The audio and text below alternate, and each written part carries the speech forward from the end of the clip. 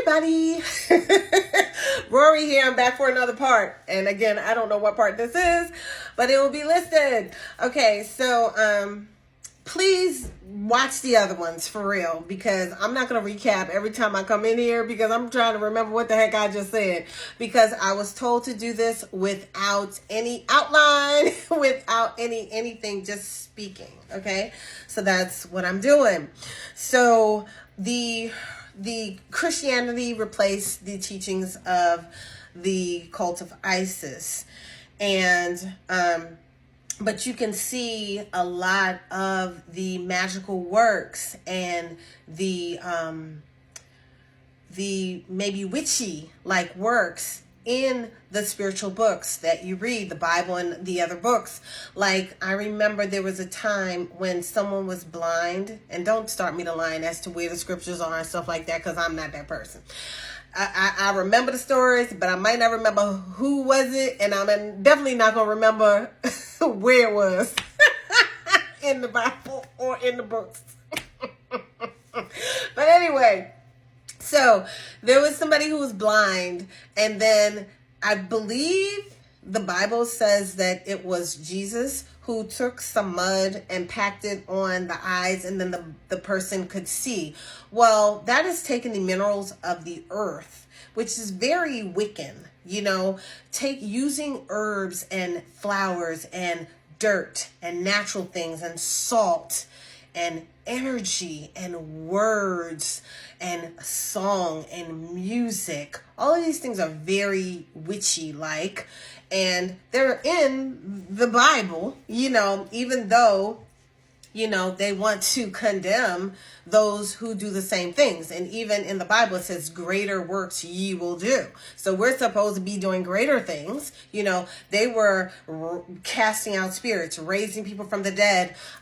They were curing blindness with herbs and minerals, and not with, I'm not even going to go there, because then I get, I'm not even going to go there. I've had so much of the shadow banning and the words that come out of my mouth, and then they be assassinating me and putting me on hiatus on the different platforms. So I'm not even going to go there. But anyway, a lot of what is done is in the spiritual books, okay?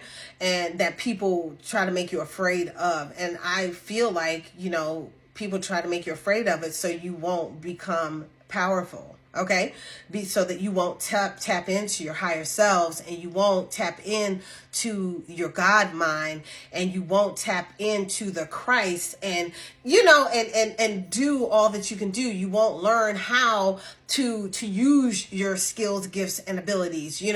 So they make you afraid of these things by giving it a name and putting the cross up to it, like stay away from people like that, because they don't want you to become too powerful. Okay? All right. So that's all I got to say about that.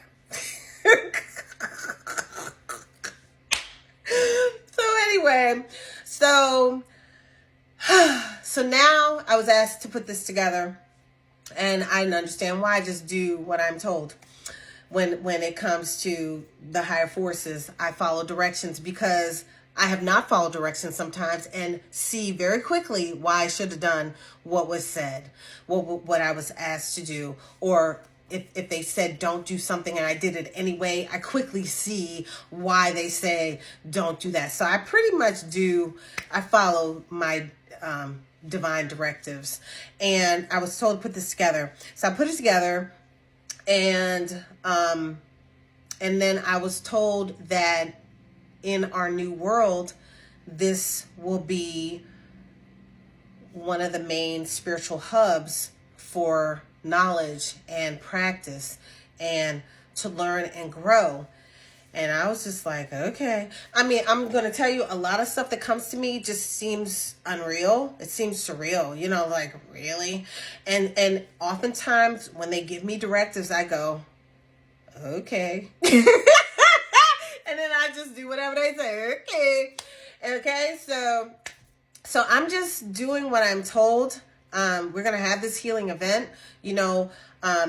The healing event is for the ascension. I am told that there are some people who are waffling between D3 and D5 as far as ascending to D5.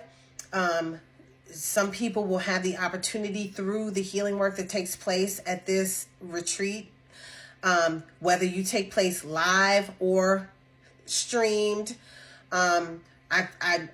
I was told initially that we would have time, an opportunity, even through like maybe Zoom or something like that, some type of video live stuff, for me to do work with people who are not physically live as well. But one thing about me is that I heal in many different ways.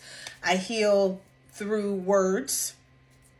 I heal through touch, non-touch. You don't have to be physically in front of me to receive a healing. I heal using candles. I heal using petitions. I heal with an ankh. I am a medium. I talk to spirit. I'm intuitive. Many of the clairs, you know, my highest abilities are clairaudience, clairvoyance, clairsentience. So yeah.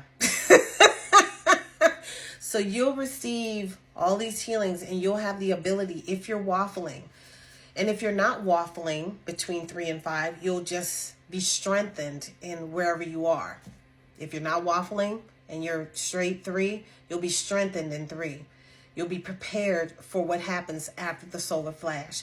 So this is, right now, I'm here to assist in the preparation for the solar flash. And then I will definitely be assisting afterwards. I will be one of the ones that will be able to go in between realms or dimensions or places to continue to assist. In some of our future parts of this story, we'll talk about what it's going to look like on 5 and what it's going to look like on 3. I know a lot of people think that the ascension is to 4, like a 4, but I'll get into that. I'll get into 3, 4, and 5 and what I'm talking about when I say that. I'll get into that in another section. Actually, I'll get into that now in the next part. See you in the next one.